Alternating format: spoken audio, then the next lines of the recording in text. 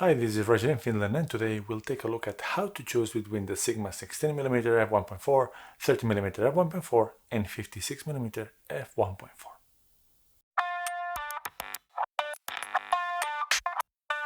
So if you're doubting which of the three to get, well, the three of them are really good, but they are so different in focal length that it's just a matter of preference. And my suggestion is to use something like this. A zoom lens, and this kit one for the Sony APS-C system is just good enough for the purpose to help you choose which is your favorite focal length, and then just get that one.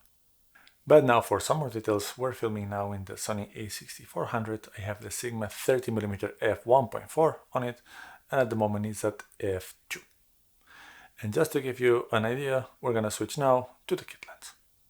So now we're shooting with the kit lens, is the 16 to 50 millimeters f3.5 to 5.6, and right now it's at 31 millimeter because I couldn't get it at 30 with the power zoom, but it should be giving us pretty much the same field of view than the one we had a moment ago. And yes, of course, the depth of field has changed because before we were shooting at f2 and right now this is at f5.6. But the look, the compression, the distance between my face to the camera, the distance between the camera, myself, the background, how much can you see here, all of that depends on the focal length, which to me is the single most important aspect when choosing a lens. So now you can see that I could have used this lens at this particular focal length, and if this is what I like, then going for the Sigma, it's a very safe choice. Now let's zoom this out at 16 millimeters. Let's see what happens.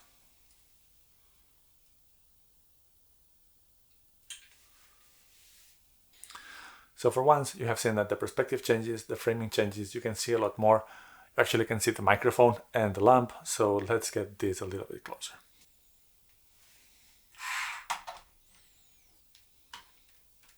So now we're at 16mm with the kit lens at f5.6.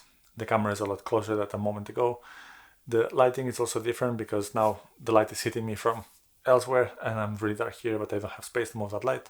But now you can see the difference between the 30 and the 16.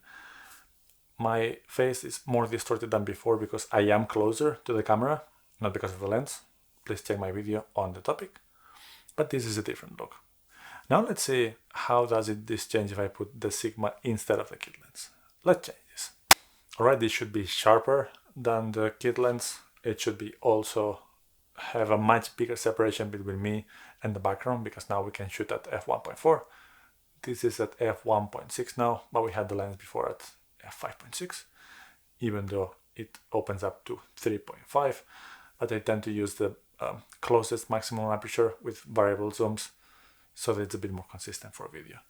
But anyway, you can see, sure, it's nicer looking. It has more pleasing background diffusion, like whatever you want to call it, but it is the same field of view than the kit lens. I'm not saying that you should get the kit lens instead of the Sigma. What I'm saying is that I use the kit lens to determine why I prefer the 16mm to the 30mm. And by the way, I do prefer the 30mm because I'm not comfortable being this close to the camera because it would dust my face. But that's just a matter of preference. And this allows me to debunk also one comment that appears very often in forums. Which is the best lens for video in the Sony ZV-1 and people start screaming, the Sigma 16mm f1.4. It is a great lens. It's a great lens for video, for other things, if you like the focal length and if it's suitable for your needs. If 16mm is not what you need or what you want, it doesn't matter how well the lens does perform because it's not going to give you the field of view, compression and all those things that depend on the focal length. So pick the focal length. If this is what you like, get the Sigma 16mm f1.4 and you'll be happy. And now this will get a little bit trickier with this kit lens because the other Sigma, the third one of the trio, is the 56mm and this opens up only to 50mm. But we're gonna try, and at least we're gonna know that if 50mm is close enough, but we would like a little bit more, then probably what we need is the 56. So let's switch again to the kit lens. So now we're back with the kit lens at f5.6 and at 16mm.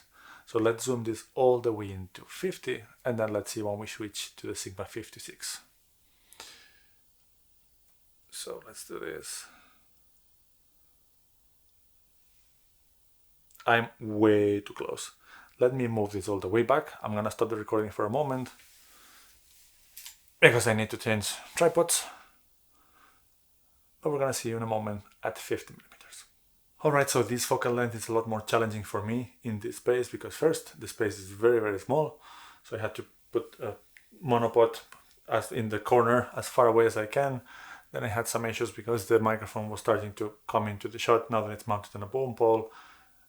Anyway, it's not practical for this setting. However, if this is a look that you prefer and you have a situation, a room with enough space to have this, and you like this focal length, you like the field of view, which is much narrower than the 16mm we just saw a moment ago, then maybe you need a longer lens. You need this short telephoto, which is about 50 to 56 millimeters in APS-C, which is the equivalent in field of view to 80 plus millimeters in full frame.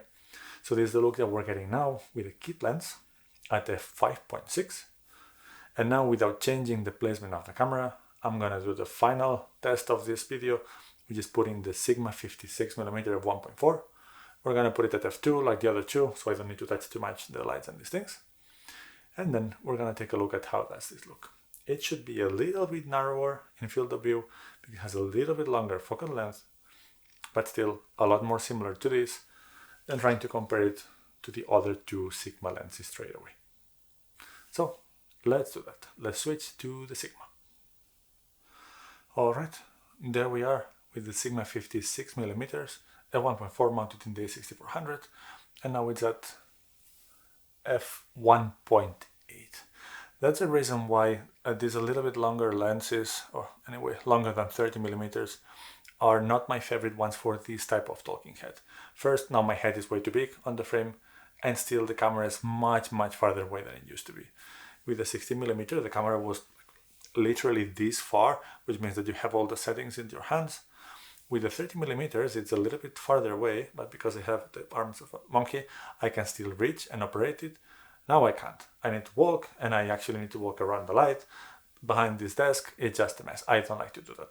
But if you have the camera in such a placement, it's easier to access for you, and it gives you a field of view of framing an image that actually you like,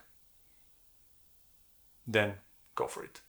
And as I said, what you're seeing now, it's similar to what we saw using the kit lens. However, it's very different from what we saw from the other Sigmas.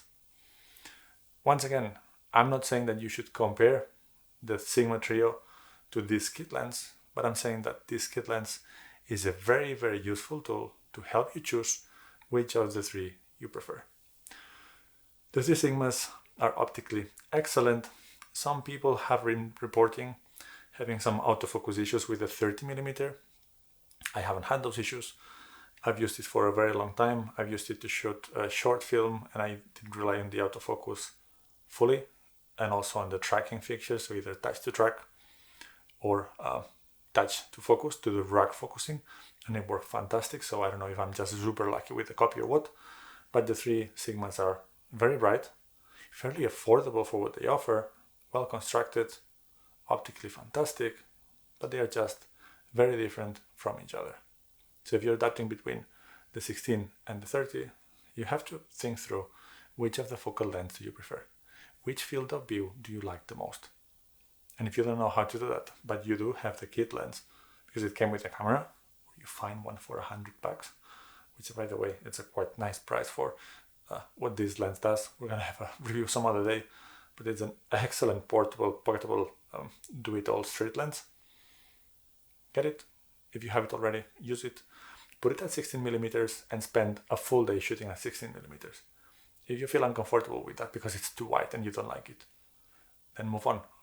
Put it a full day at 30mm and just don't touch the focal length, don't touch the zooming, and then see what you like that one. And then I spend another full day shooting at as far as it goes, which is 50mm.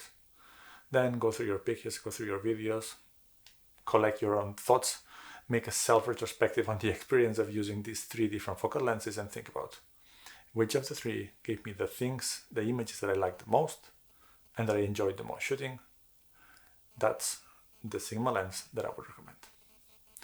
And if you're really much between the 16 and the 30 and you bounce back and forth and something in the between would be better, then take a look at the Viltrox 23mm 1.4, which to me is the missing piece of this zinc material, making a perfect quartet.